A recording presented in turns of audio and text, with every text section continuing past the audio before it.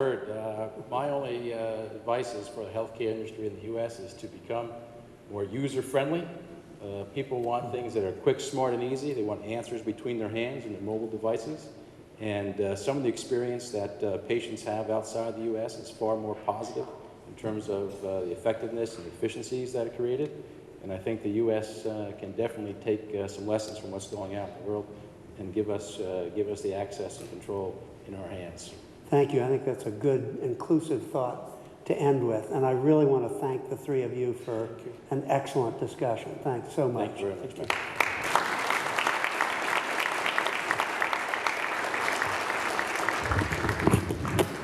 So Harun Rashid is going to return to the stage and show you a video of some of the and maybe slides of some of the technology that he is involved in, and that related to telemedicine and other things he will tell you about. It's really quite extraordinary, the projects he's working on.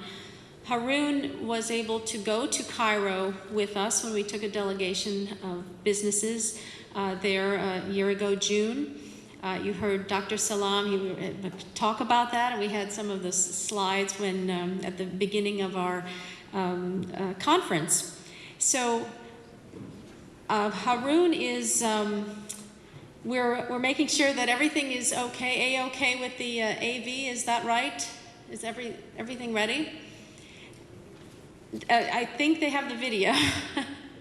I can't see because the lights are they giving me the okay? Okay, we have a thumbs up. I just want to say, this is the first time we're doing the conference at the Omni Penn.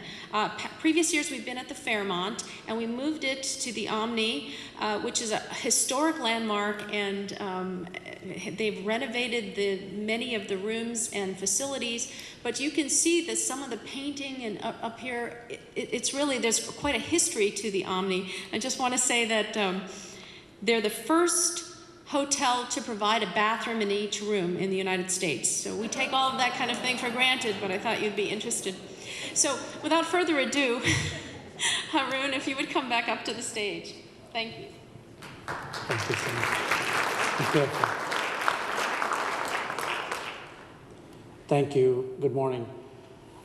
Simon asked me to give you a little bit of a brief point on telehealth, and it's going to be very difficult to do everything in 15 minutes because as you heard me speak about UPMC and the capabilities of UPMC around the world and how we have worked together to really transform the healthcare using telemedicine as a vehicle to deliver around the world. But I'll kind of give you a little bit of a what I consider telemedicine 101 and talk through that. So next slide, please. Do we have a clicker? Or do we have a clicker? So when you look at the telemedicine ecosystem, there's really three types of telemedicine that's happening around the world. The first is store and forward. And think of this as a teledermatology. So you have a skin rash, let's say. You don't have to go to the emergency room. You don't have to even leave your home. You don't have to go to a clinic. What you can do is you can see your preferred provider, or you can come into a portal like most organizations have, take a picture of a wound on your skin, upload it to a portal, and somebody on the other end can see that information and provide a consultation and provide the medicine at the time of the consultation. So there's really not a patient to doctor interface as much as just it's happening behind the scene in a store and forward kind of technology. The other one is interactive, and we'll talk about that. This is where really the meat of telemedicine happens. This is where doctor to doctor, doctor to patient consultations are happening around the world in terms of how we deliver medicine, and it could be a peripheral. We just recently completed a telestroke in China from UPMC, 12-hour difference around the globe, and delivering telestroke. Fascinating. And the last piece is remote monitoring. This is a significant shift especially in the US-based market.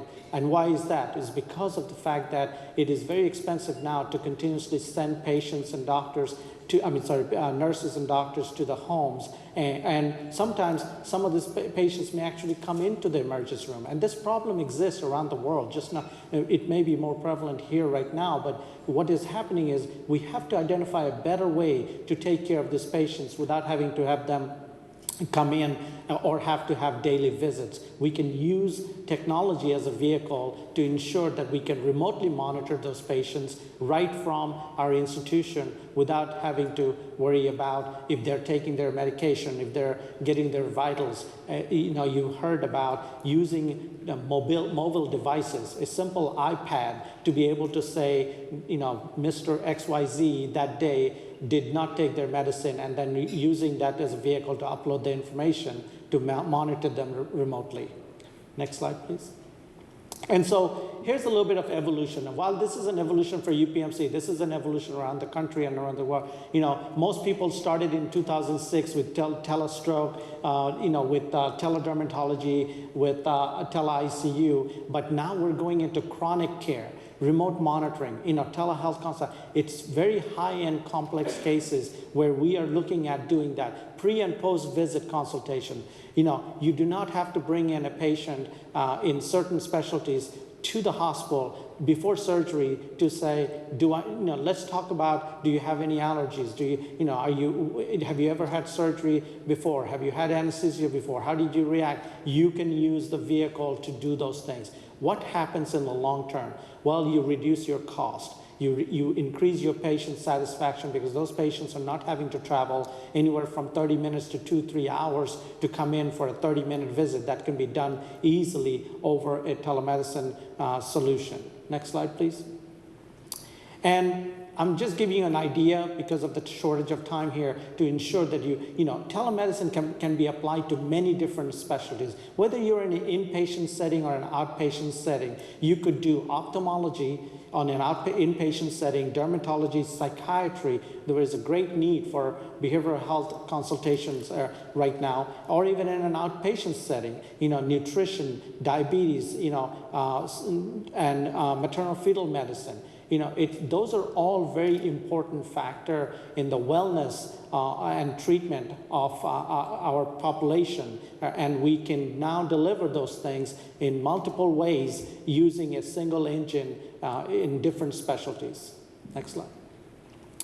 And while I'm giving you an example of a portal, this is something that exists around the country where patients go in. So, pretty soon what's happening is today we have our own subset of patients. Those patients come to UPMC or those patients come to Allegheny Health, but there is going to be a transformation in this healthcare where patients can elect to say, I want to go to this because they're the best in the world, and they can go into the portal, they can use the copay that is available to them based on their program, and they can go and see a patient totally in another state. And that is called the cross-state licensure program that is happening with the Center for Medicare Services. But what will happen is you need to have this kind of sophisticated engines in our healthcare so that patients can come in and see those things. I was meeting with a delegation with China yesterday, and they were talking about that they have built one of these things, and 50 million people are registered on their portal, and they get in.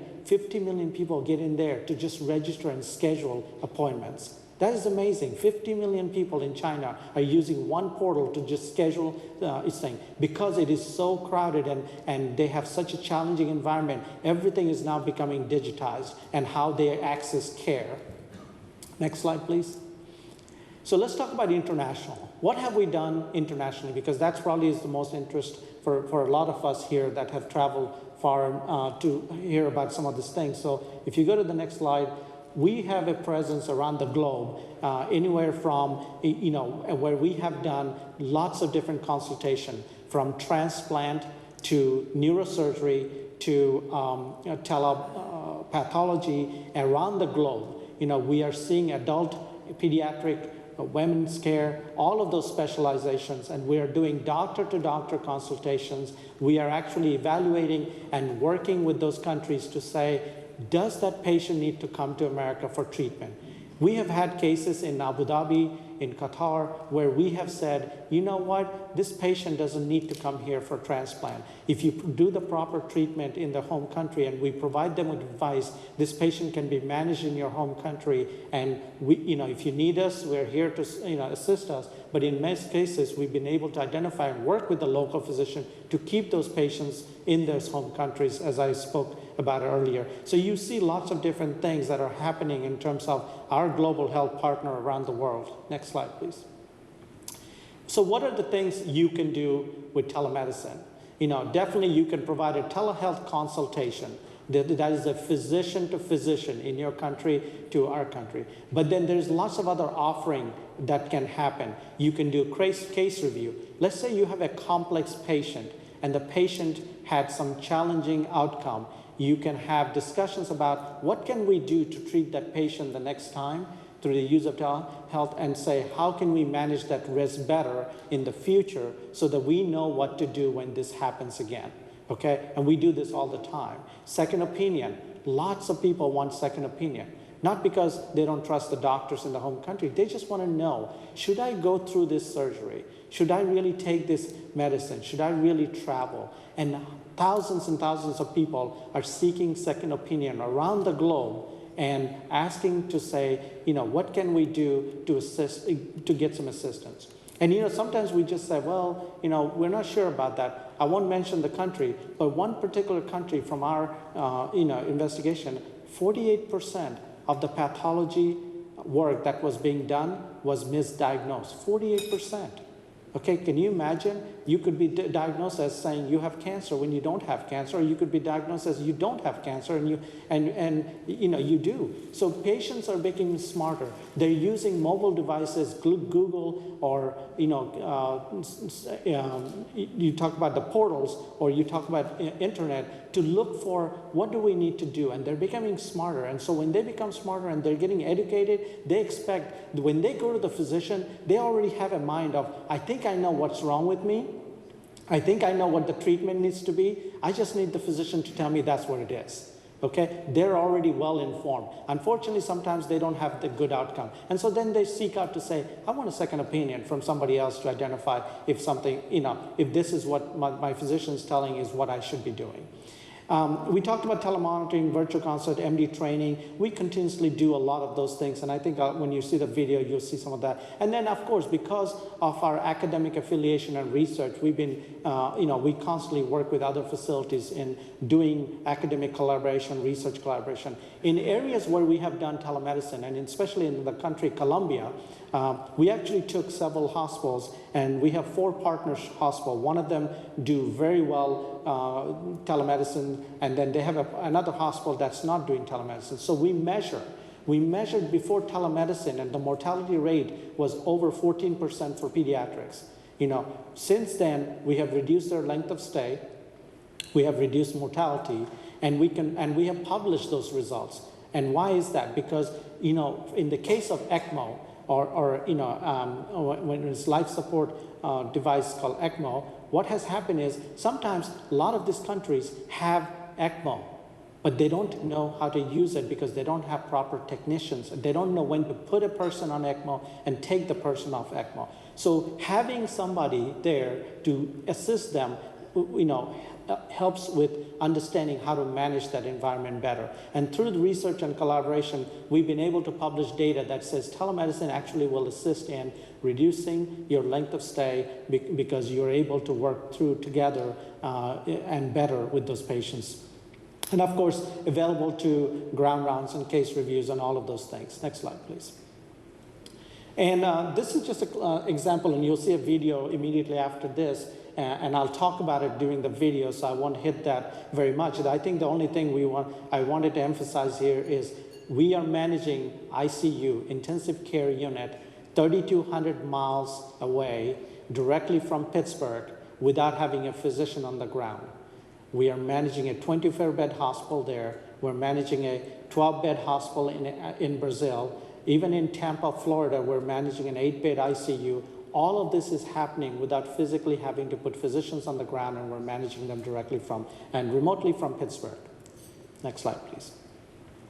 So can we shoot the video? I'm going to just give you a quick 1.5 minute video of what a monitoring is happening in one of our hospitals, and I'll talk through that as the video plays.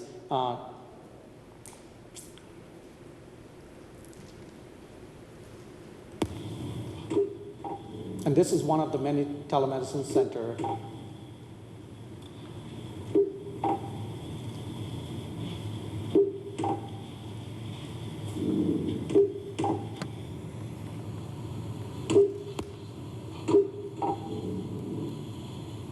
So in most cases in the telemedicine center, during business hour, we actually have physicians. We may even have a technician sitting there. We have access to all of the information, whether it's ultrasound, electronic health record, because we need those information to be able to see what is happening. The test is actually happening in their home countries. Each one of this is an ICU bed, 24 bed in Colombia. We have a camera in every ICU room. We can actually not only see the patient, we can actually see the surgeries that are being provided, and we can remotely monitor and guide the physicians as the surgeries are being provided.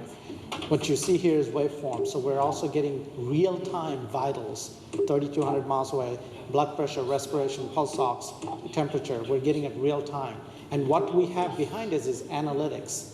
The analytics actually is assisting us to ensure that when there is a decline in the patient's case, that is triggering our physicians to react. And then we call the country and say, you have a patient destabilizing. Let's get on the telemedicine video and let's talk through what's happening. And so this is a way we're, and as you can see, and it's simple technology. The technology is available in every country. It's being able to put all of those framework together to be able to make an actionable result and assist in improving quality and outcome around the world through the use of telemedicine and really transforming the way we deliver medicine for the future. Thank you.